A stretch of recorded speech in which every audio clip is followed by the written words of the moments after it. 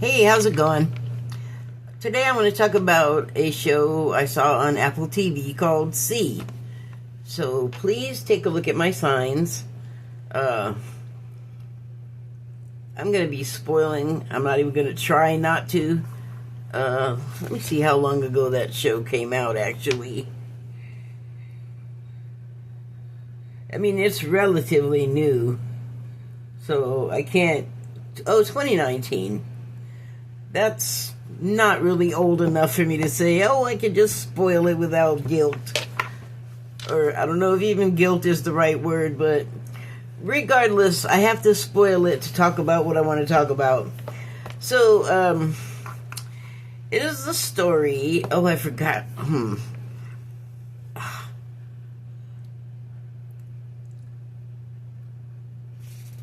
I don't even know what it is. Some kind of straw. I wasn't eating straw.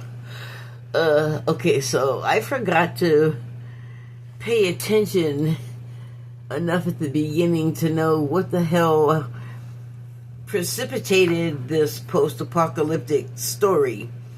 But I can tell you, well,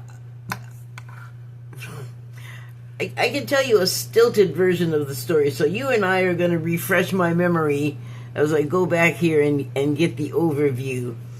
Because I wrote something and I talked about everything except about how did they end up there. So the overview says, in the far future, humankind has lost its sense of sight. The father of twins who are born with the mythic ability to see must protect his tribe against a shattered queen. So, it says nothing. That makes me think I wasn't careless and it just never said what the cause was. Because it's not invaders from space. It may have been disease. I don't know. But I wrote this little thing. It's only two pages, so... it shouldn't be too painful. So, recently I finished the Apple TV series See. It's about American society after it's been taken down from the real and self-styled greatness it ever held.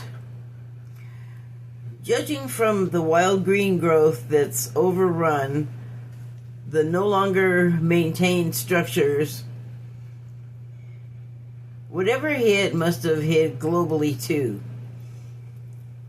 Eventually, the viewer is given to understand that the story takes place in Pennsylvania, what used to be Pennsylvania. People broke down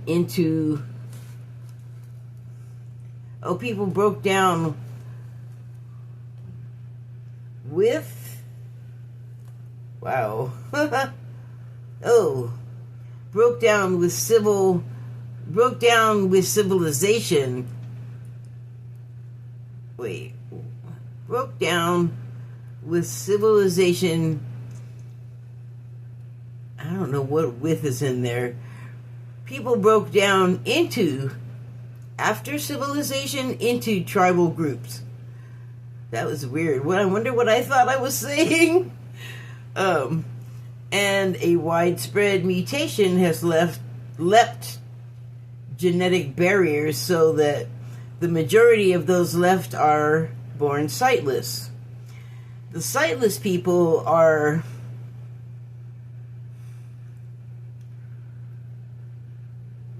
unlike reality, they are suspect and hunted taboo. They're the freaks, because unlike reality now where no one is thought to be evil or anything but blind because they're blind. But that's what happens when, logic and stuff breaks down, and I mean, not just logic, but sort of knowledge, like scientific logic, like critical thinking, so that you're not just completely making it up as you go along and coming up with, like, you know, magical thinking stories. And anyway, let me get back in here. So anyway, the silent people become the freaks, and I guess we always got to have somebody in our societies to have something wrong with,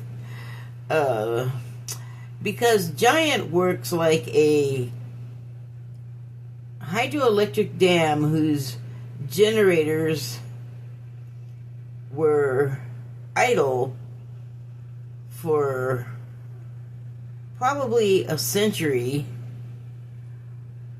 long, still kicked in over and on the catastrophe.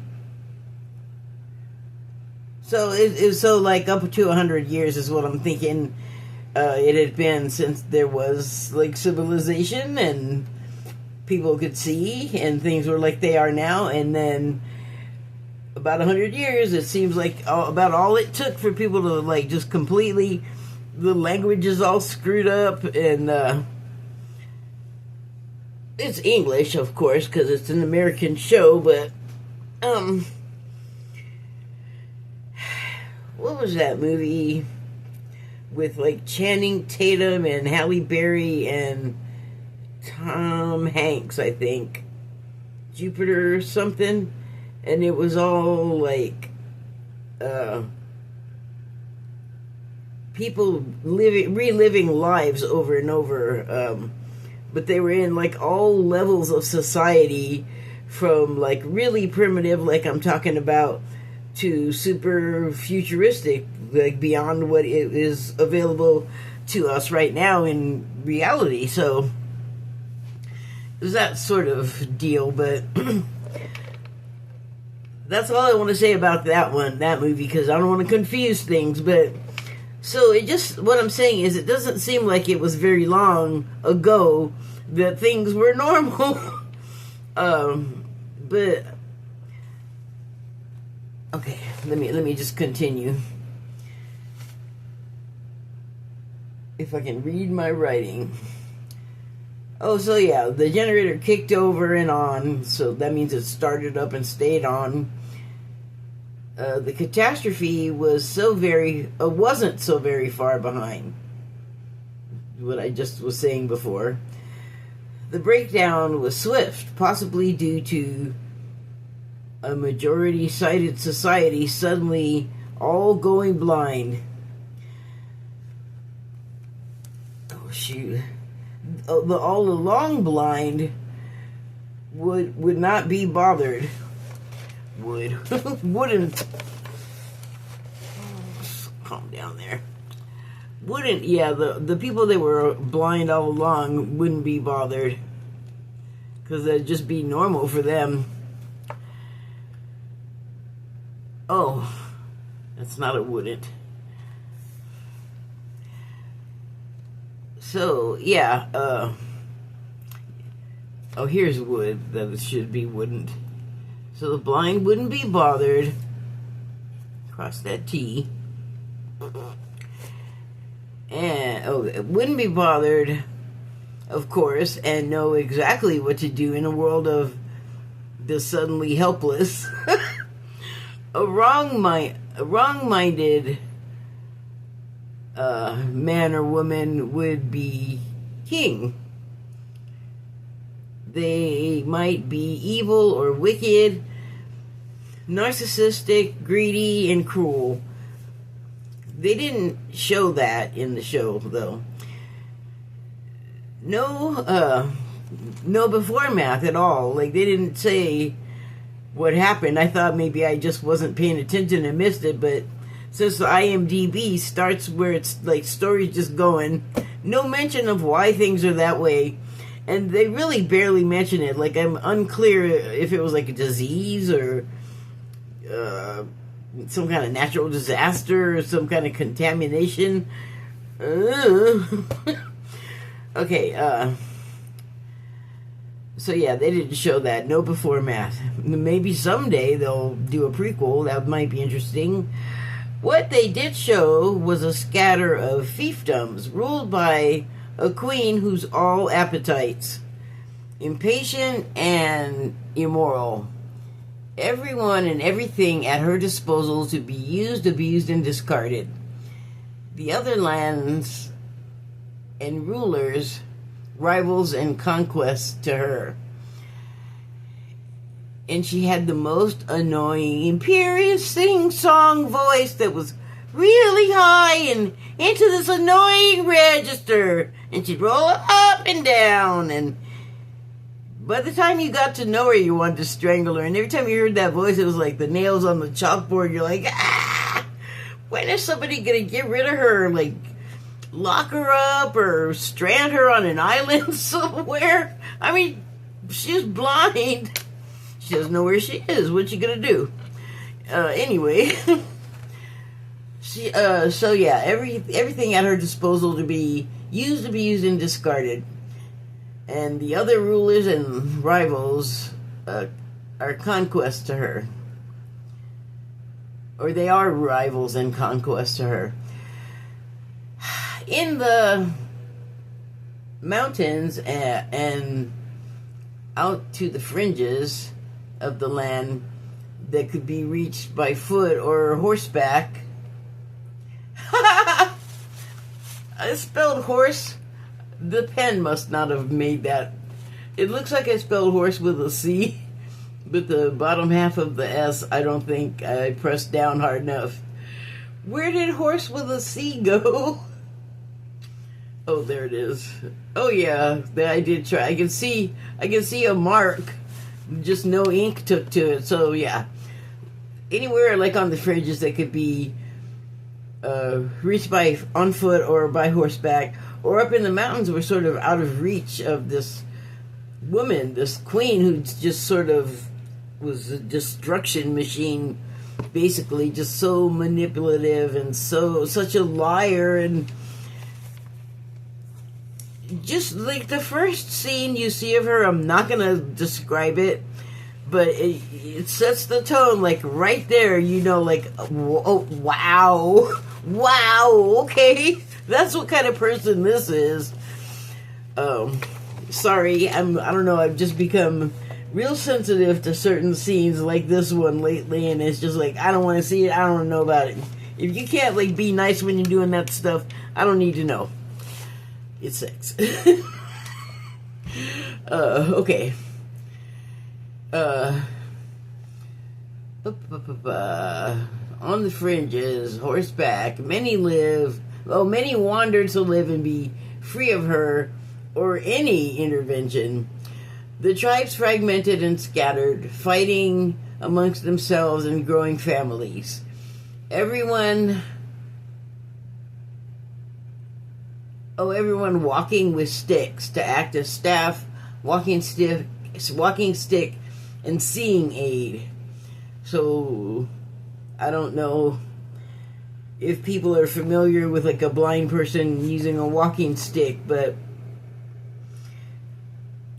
there's like a medical one that I used to see when I was a kid. I haven't seen a blind person that I know of using one of those in a really long time, which, like, that's the thing that's weird about this story, is that there's not that many blind people now today that I can even, I can probably count on one hand the number of them that I've seen walking around and using a walking stick. But that's usually how you identify them, because they can't see. They got to use, if they're using echolocation, you could see and hear that if you were not blind. So, but the walking sticks are like a medical device, or the ones that I'm thinking of. There's probably something else that's replaced it today, but they used to be white, and they were like, I think metal, and they sort of telescope, so you could like store it probably and like make it shorter.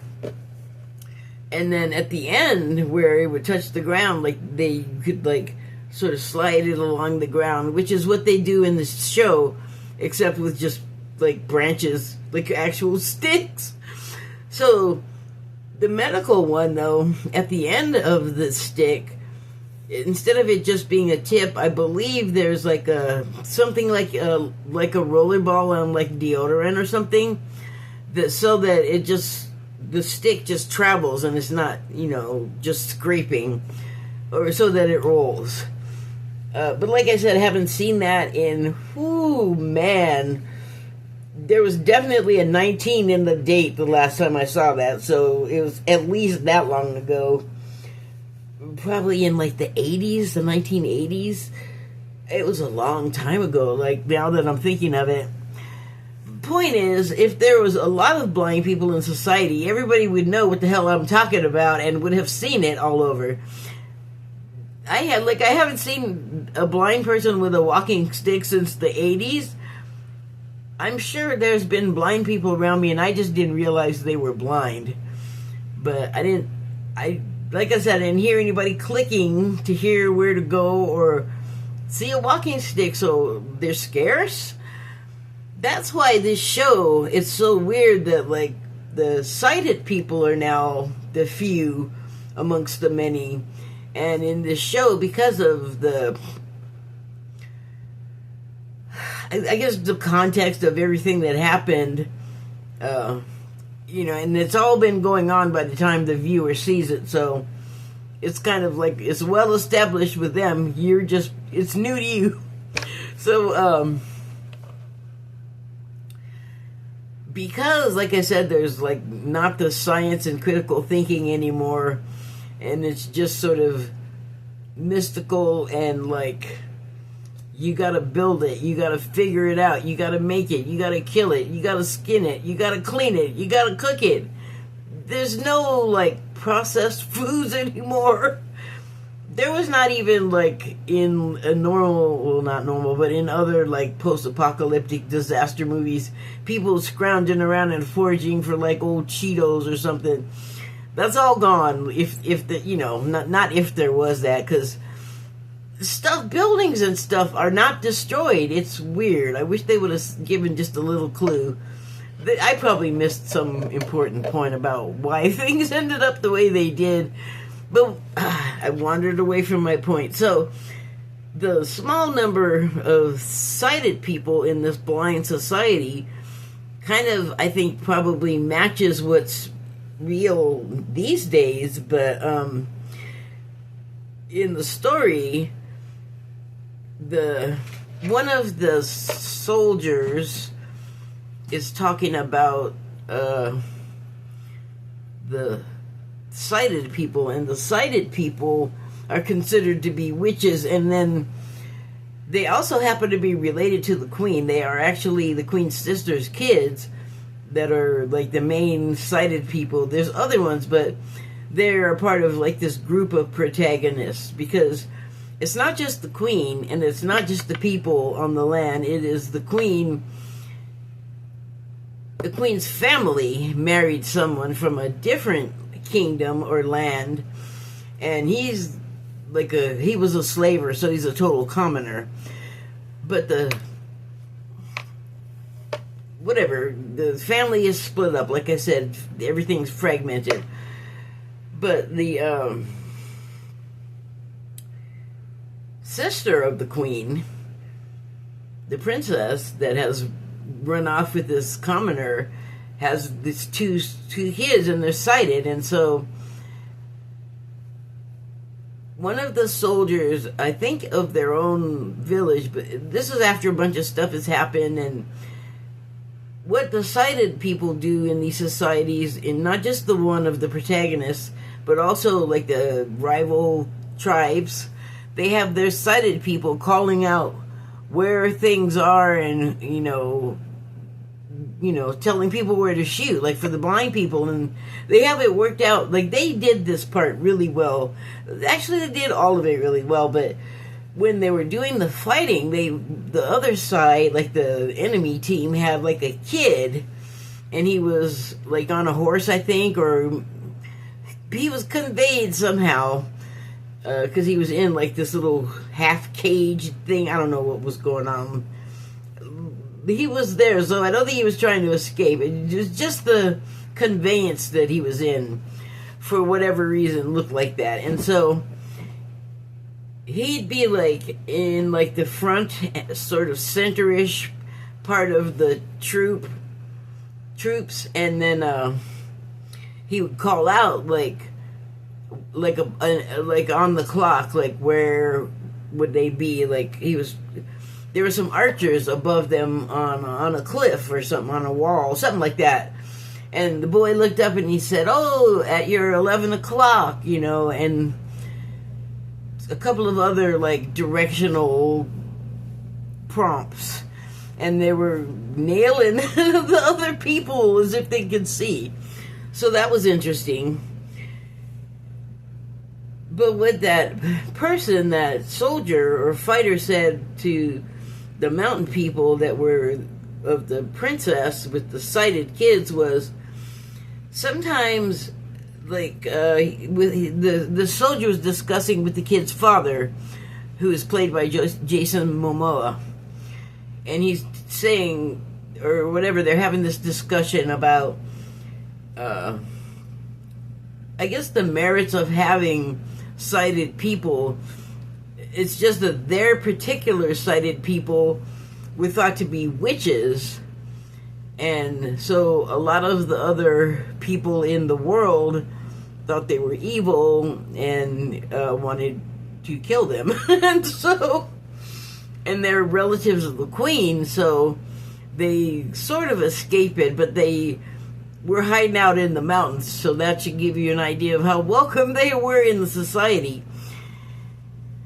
And the soldier is saying, after all of these problems where the kids did help because they can see and they also can fight, and they also can call out which way the danger is for the blind people, like the boy in the little cage thing, but they get called witches because here's another kind of sight. Some of the family are psychic, like the queen is. She doesn't talk about it. One of the kids is, like, sees visions, and the other one isn't. The other one is pretty pacifist, and he learns to fight because he has to defend himself, but it's not his nature. And then the sister, much more so, and I believe she's the one that has visions. But then her mother, the princess, I believe also has visions or something too. So that is another, like, foresight is another kind of sight that the queen just, like I said, she's manipulative, so people don't know that she's got it too, but she has a whole, like, battalion of tracker, hunter, seeker, killers called the witch hunters, and they're like the ones out looking for people that are like her family, and they are just out there too, you know, and in where people are hunting, like like I said, they were hunted. It's their own aunt that was hunting them, even though she's a witch herself. I told you she was manipulative and bad.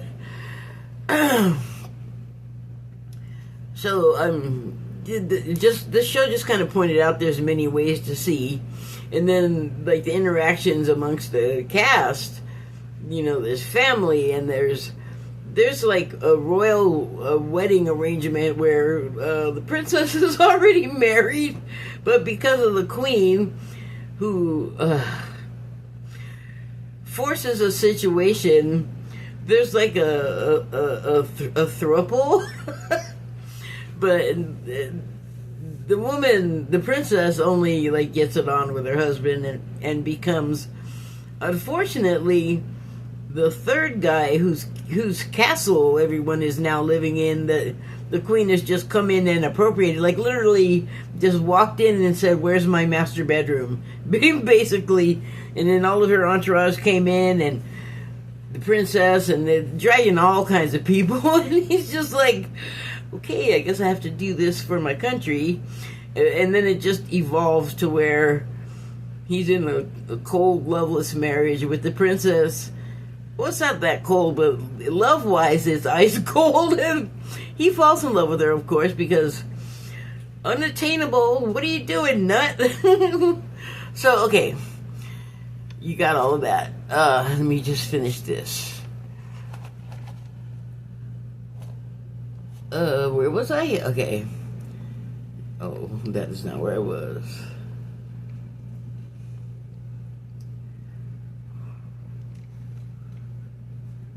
Come on now. Okay, so I was talking about them walking with the sticks. That are staff walking stick and seeing aid, since they can't actually see. The sense of enhanced hearing, haha, visibly portrayed. I don't know what I was laughing at. Something in the moment that I don't have now.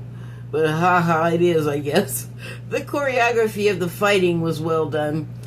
Just leaving out whole words. Was well done.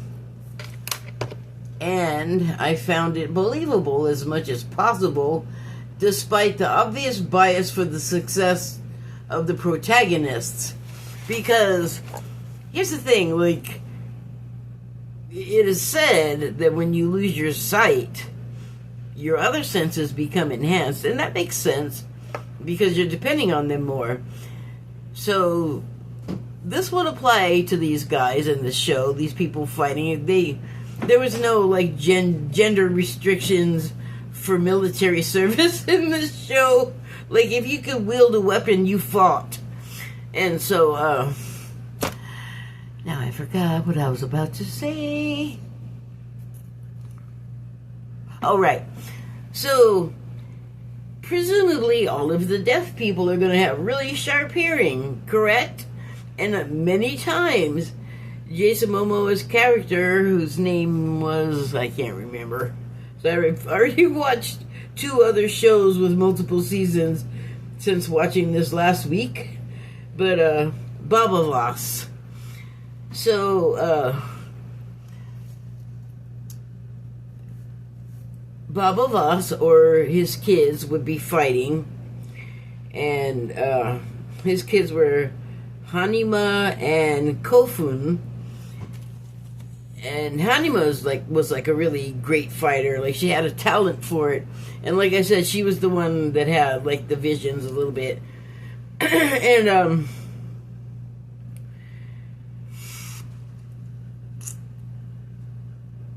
right. Baba Voss would be fighting. And maybe the kids weren't around. Like, they did a lot of fighting in this show. Like, hand-to-hand combat. Tons. And they made it look really good, like, considering, like, these are deaf people, so you got, like, with the enhanced hearing, you gotta figure that maybe they learn, like, a physical logic where they just know, like, where the person is likely to be, and then the sounds of the person moving, like, the rustle of the fabric of their clothes, or their feet on, like, whatever the ground is like.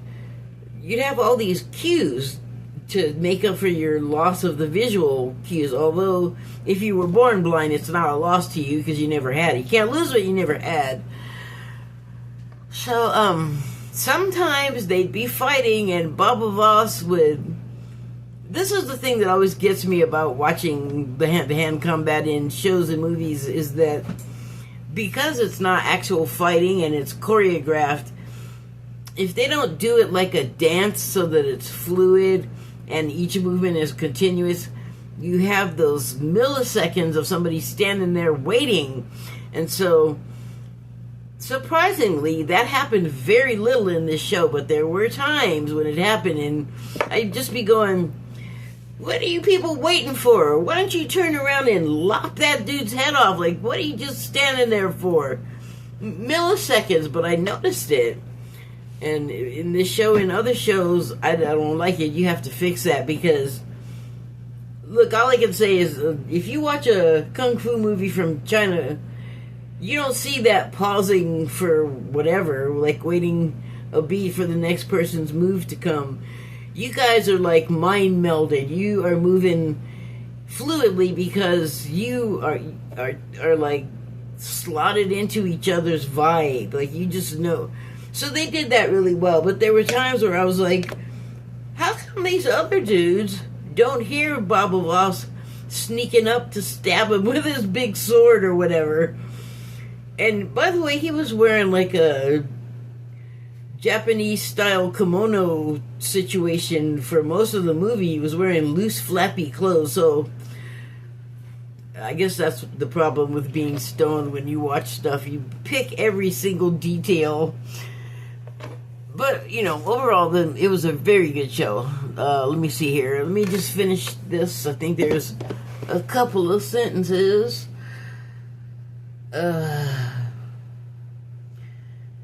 So I was talking about the choreography of the fighting was well done, and I found it believable as much as possible despite the obvious bias for the success of the protagonists. You could sometimes tell the other players had supernatural hearing loss, but that's okay, you know. It was in the script. Because again, you know, the protagonist always got to win the way the script says, so it doesn't matter if I could see hesitation where somebody should have been struck or cut. That's not in the script. There was yet another level of sight in the story. And that's true, and it was how they saw each other. A lot of hard decisions were made. Like the queen ends up seducing her own nephew and has a child, and that was wrenching because I don't know if you remember, but I mentioned the son, the boy of Baba Voss and the princess, was a sensitive type and a lover, not a fighter, and completely naive. Like she was his first and every first experience. Like all of it, kiss, touch, tug, and so on. So, like, that is the way to totally entrap someone, basically, and that's what happened.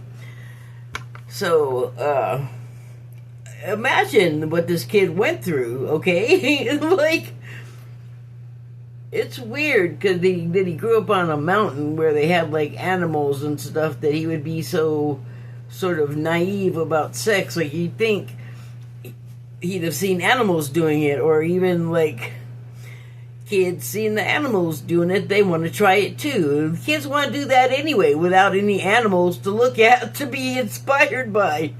It's kind of a natural thing that happens. But imagine the queen has done this to your child and made your grandchild.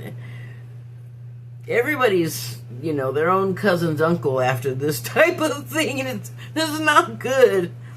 And the way she did it, she totally tricked him and, you know, used sex to, like, shackle him to her, or shackle his emotions to her, and what she wanted was a baby that could see for her own, because she had to have everything that everybody else had, even if it wasn't hers to have. But at least in this case, I guess she made her own kid. It's a messed up thing. I have feelings about it. So, I had wanted to talk about that just because it was a well-executed show. So, let me give it proper props. Proper props. It stars Jason Momoa. The Queen is played by Sylvia Hoeks. And Magra Kane was the princess. Hera Hilmar, that's the actor's name. The Queen's name is, I already said, Sylvia Hoeks. Kofun is not pictured here, but I'm not showing you pictures. But his name is Archie Madekwe. Madek,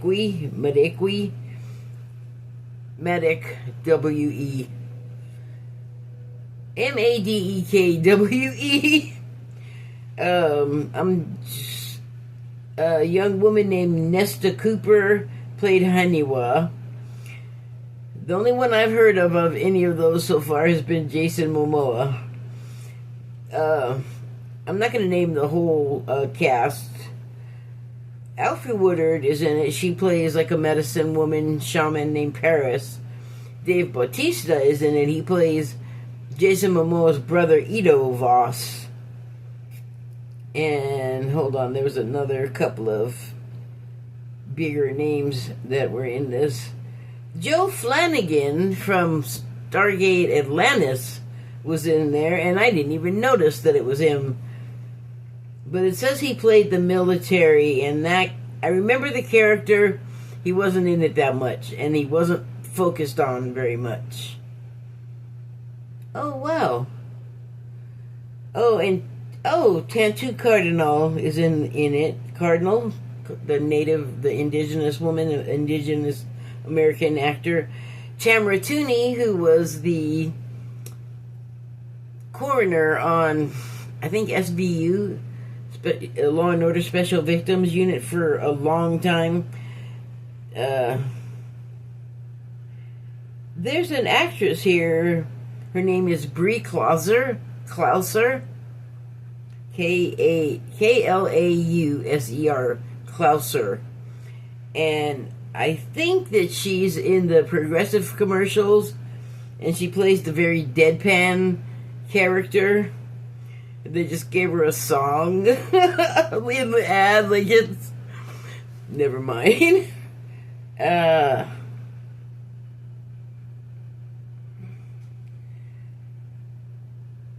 There are definitely actors in here that you would know their face.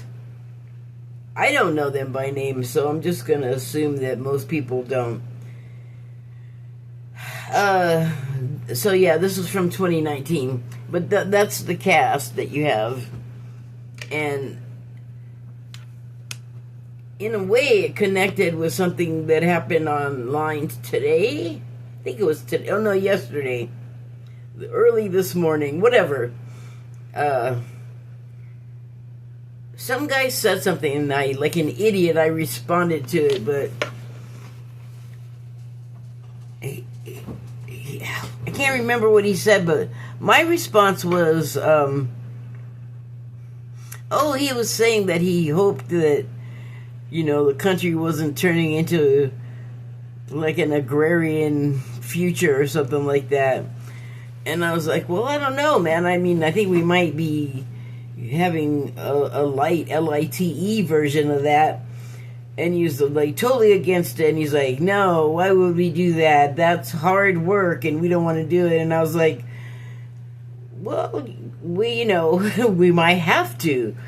And it's a different kind of tired than sitting in your cubicle or getting like mobile phone neck or carpal tunnel from typing. It's a totally wear your butt out tired. And he was like, no TV, no blah, blah, blah, like we have now. And I was like, yeah, you ain't gonna care. You're gonna be too tired. And he made a comment about all you can do is sit around at night and write short stories. And I said, yeah, I could see you sitting around in the dim scribbling away. And he just, that rubbed him the wrong way or whatever. So then he's like arguing with me about the need to even have any agrarian, like why. And I'm like, to supplement the food supply for yourself, because the government has just clashed with the people that do the job of harvesting the food, and the supplies we have are finite, and they're, but I know this stuff because I pay attention to the news and things like that. And his response was, we have food. And I'm like, have you know what's happening? We may have food, but are you going to be able to afford it? Like, he didn't even consider that, but I just said okay, because I realized that it wasn't so much a matter of whether he saw the news or not.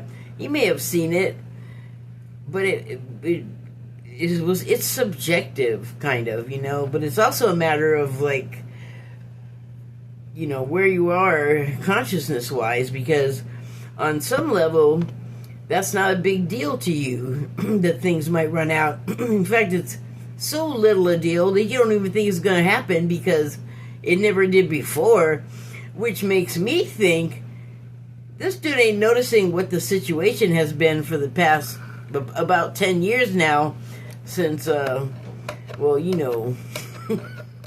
we had an election in 2020. Was it 2020? Whatever. The first term of the guy that's president now has made it so that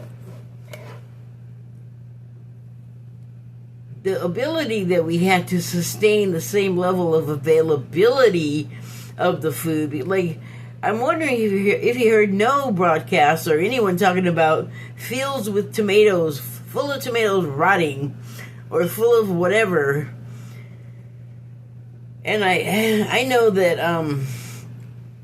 it's not going to be totally terribly bad, but it's going to be enough so that you might want to have started growing your own vegetables at the beginning last spring. Like, I got some stuff going, but it's not like, I mean, I have some mint and herbs. I'm growing small stuff, but people will want that. I want to grow more. I mean, you can grow all year if you have lights, and I've been looking, they're not that expensive. I just know that the range of availability is going to diminish, and then those workers that got picked up, they're not going to be replaced. The ones that got picked up by ICE for the spurious reasons. And, they don't just have to be in the field. They also work in the meat packing plants and all of the plant, like the foreign workers, the immigrant workers work in all of the jobs, high paying jobs, low paying, feed the millions jobs. I don't know why that's a low paying job. They should get at least as much as a teacher, who should get at least as much as a doctor. We have a way of undervaluing really important sectors of our society. But, now it's hard for us to know because we've dumbed down. It's a shame. I shouldn't have said that, but it's true, in my opinion. I know. Hope I didn't get so low you couldn't hear me. I was just whining about that being my opinion. So,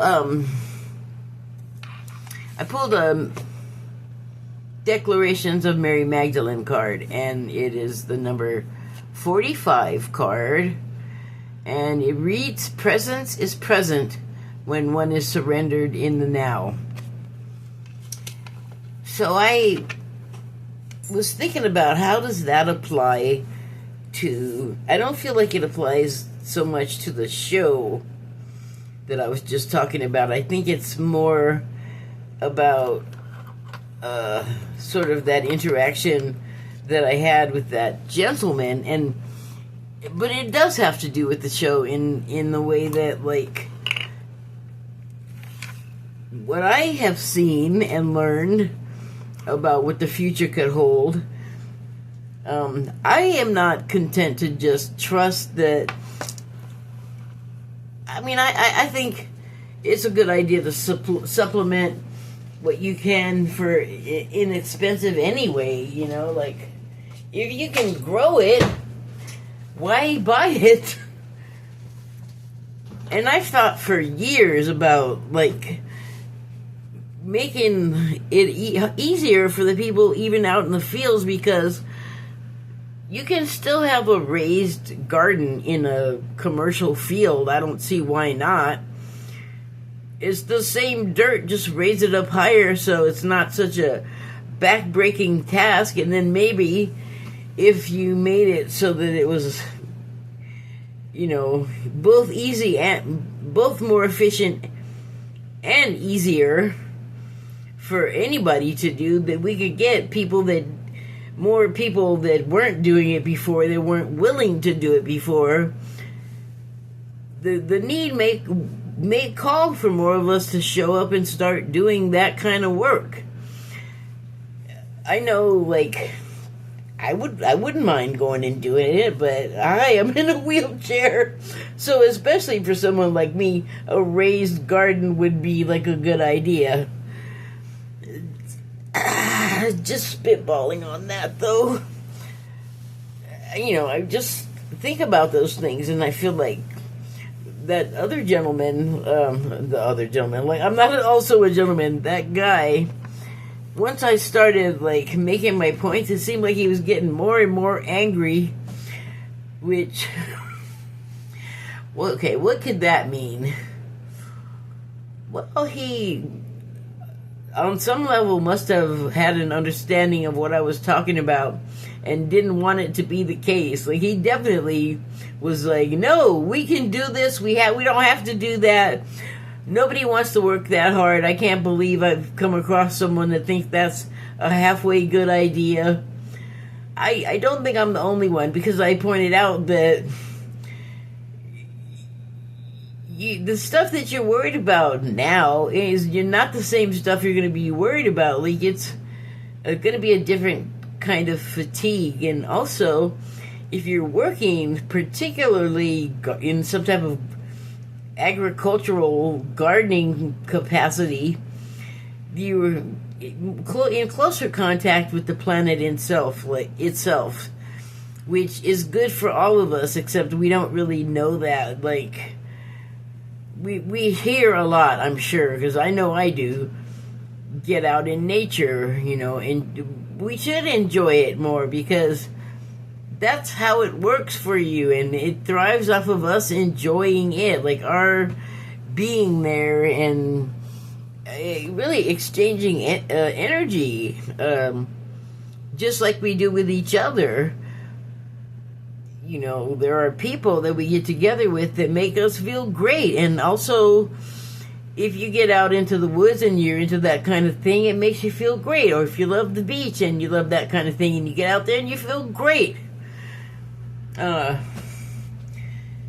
It's nice to spend time there, especially since in these places the walls are full of wires and we're constantly getting like G's, not gravitationals, but whatever the phone G's are, we're getting a shit ton of those, so it's just good for our bodies, it'll give us a break. And hug a tree if that's, if you feel comfortable doing that. I could do it here and probably nobody would blink an eye, but like getting the wheelchair up to the tree and getting up and down, like I put my feet on the roots. That's as close as I get to hugging a tree. But I mean, if I had access to the ocean, I can tell you that I would, like, after a long day of work or work and band rehearsal, which you're just tired, and then rehearsals and work too is like always you're dealing with personalities, but particularly in a band, you are freer to yell at each other and go, I can't hear myself, or I don't like that lyric, or oh, that sounded like crap, or whatever you bitch at each other about, because that's that's a definite part of being in a band. The personal perhaps clashes occasionally, but anyway, like, that's a long day and it's a lot of like work for the little peanut brain, so it always felt great to go to the beach after that. And the minute I stepped on the sand, because I would automatically take off my shoes, like, there'd just be a physical change within me, definite serious feeling of calm, which, God, I miss the beach so much. Like, the water, the sound of the waves, and the regular sound of the waves, very relaxing, very calming.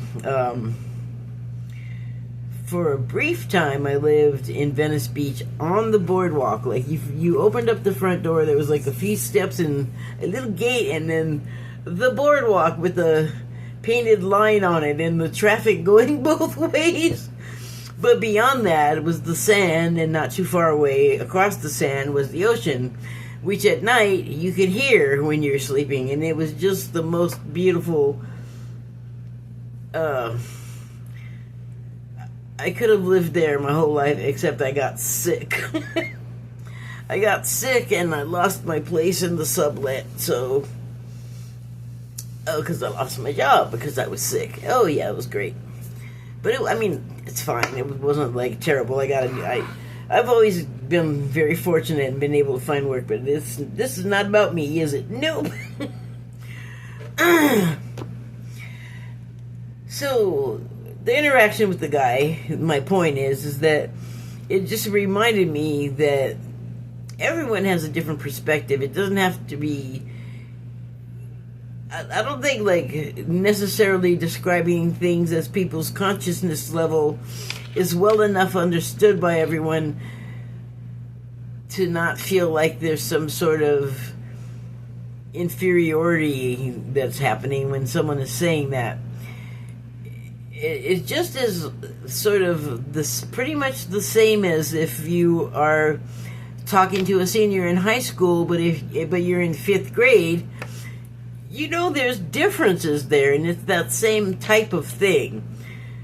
Not exactly the same thing, but the differentiation is very similar.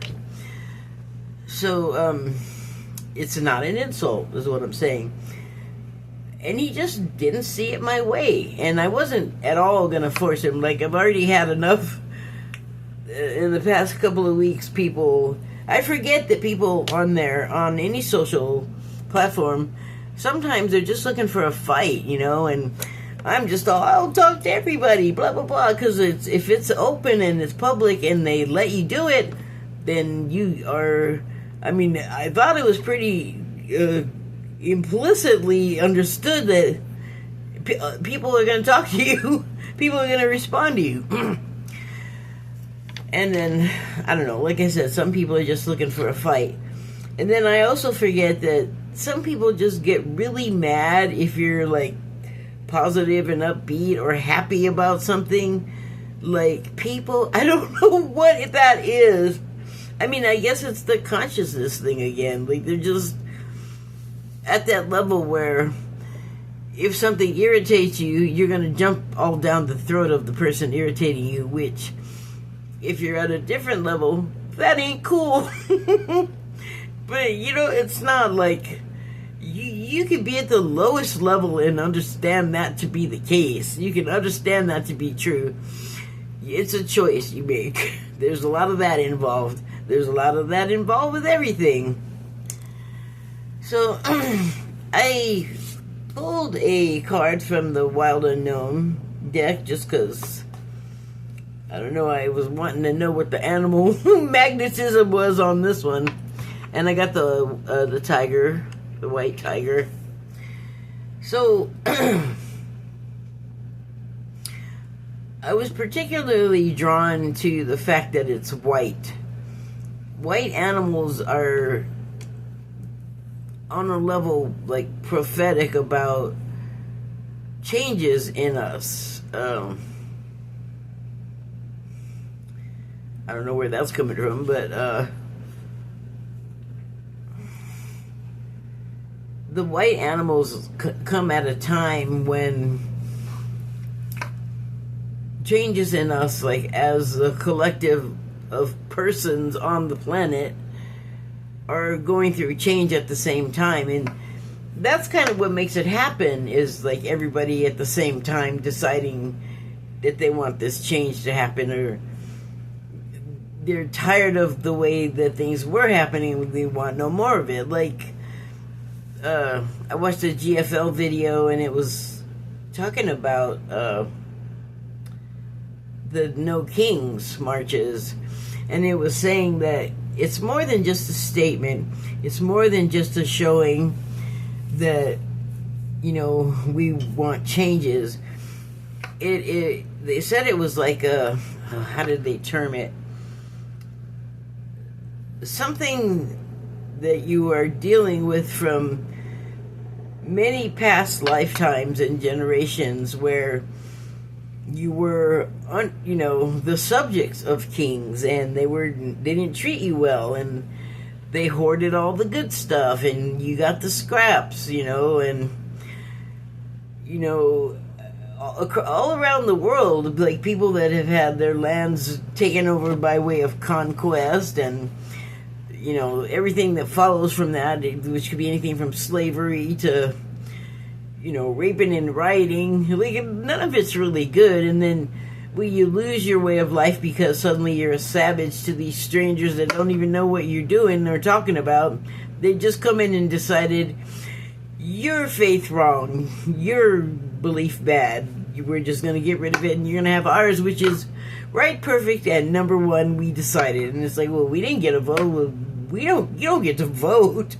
You just gotta take out the trash and build the buildings, and don't talk unless we talk to you. Like, that was a world we had lived in for a really long time. So a lot of us have just decided that not only do we not want a Trump, it's like ancestral versions of us that are just like, no more royalty. They screw us over every time. It never works out well. They send us off to wars to get killed by the hundreds of thousands, millions, whatever it is. No more. We don't want to do it. So that is that is the time a herald. That is the time a herald is called for. So I feel like that's what these are. But also, cats are very family-oriented, very nurturing critters. They will mother just about any baby you put in front of them. It doesn't matter the species. And they're very loyal to each other, and domestic cats are very loyal to their owners. And a lot of people have cats. A lot of people are getting cats. And over COVID, I saw a couple of times on Twitter. It was both times it was men, and it made me kind of sad. But then, like, in a, I don't know, I guess melancholy kind of way, like, it was a little bit like, yay. But so what they said was, God, I'm so lonely, I think I want to get a cat so I can have somebody just snuggle with me. And I was just like, oh my God, that's heartbreaking. But cats are great for that, though. And I've been posting a lot of cats on Blue Sky, where I'm not the only one. A lot of people have been posting cats, posting their cats. There's something different about cats right now. Like, the cat distribution system is very popular in common parlance, because cats and dogs and you name it are walking up to people and going, I need help. I need someone to take care of me. And they either draw the human to come help them and their mate or their mother or whatever it is, or they get fostered and adopted, and if they're hurt, some generous soul comes by and finds them and takes them to the vet and takes care of them. And that is, it's got to go along with the changes we've asked for as a collective group. There's a lot of fighting and struggling going on in the world, and a lot of us against them type things, but regardless of how it looks, that is how things look before a dispute is, fixed, is resolved. And that is also what everyone wants. Like, everyone wants to stop all of this fighting, or not everyone, but more and more every day. A lot of people are realizing, like, we need each other's help. Like, maybe we should stop trying to poop on each other and blame each other for everything, when if we just take a minute to think, most of our problems, we each other don't have the capacity to inflict upon each other. Like, that comes from on high, sort of. So I know, like, the white buffalo, arrival of the white buffalo in a time of strife, for just one word, is a Native American prediction. And it seems to be working out because, like I said, there have been a lot of white animals appearing, albino animals, but the buffalo did appear, and it appeared at a time as predicted, where the whole world's going to poop right now, or it's trying to fix itself. I don't know. It's like very changing face all the time. But I feel like this is a positive sign because of all of those things I said. Those are like positive qualities. And they're also cats, very protective. Big cats, dangerously protective, possibly fatally protective if you mess with their baby, or person that they're attached to. So, I don't know. I was just kind of thinking of all of those things, like, how do we see each other and see the situation right in front of us? All of it depends on our presence. Presence is present when one is surrendered in the now. So, sinking into the present, and you can have foresight and you can have afterthought, but we sometimes forget that that's not the important thing. Like, that's something that already happened that can't be recovered or redone, or the thing that hasn't happened yet that we don't even know how that's gonna roll out.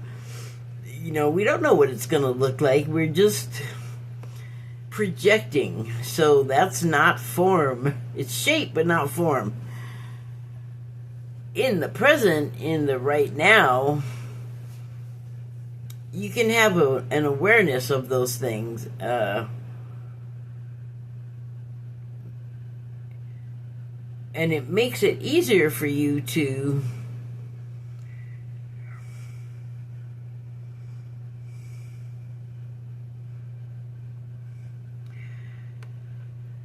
stop and take a minute and see that, like, it's not just your present. All the other people are having their present here at the same time. And so we have to be respectful of that. Like, there shouldn't be an occasion where one of us is to each other trying to fix the problem that they have or the problem that they are. It's not for us to do. It's for them to do. And that, I often feel like, it's wandering away from the present. And I wonder if it's not because we don't stay surrendered to our own present. We allow our minds to be led and wander off into areas that are not really, they're not really ours to fix or control. That's each of our own jobs. Another reason for staying present and in the now, because that's all yours. Yeah, I guess that's it. Although my throat says otherwise. I'm not sure what else I'm supposed to be saying here.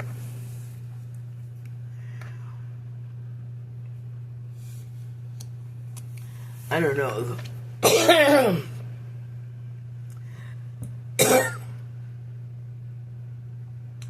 Ever since I saw that show, it's made me think about perspectives a lot, because that's kind of what seeing is.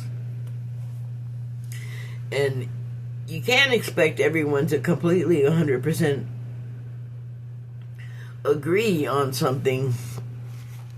I mean, people will agree, but I know that to agree, you sometimes have to make concessions so that it's, so that other people can also find a way to agree.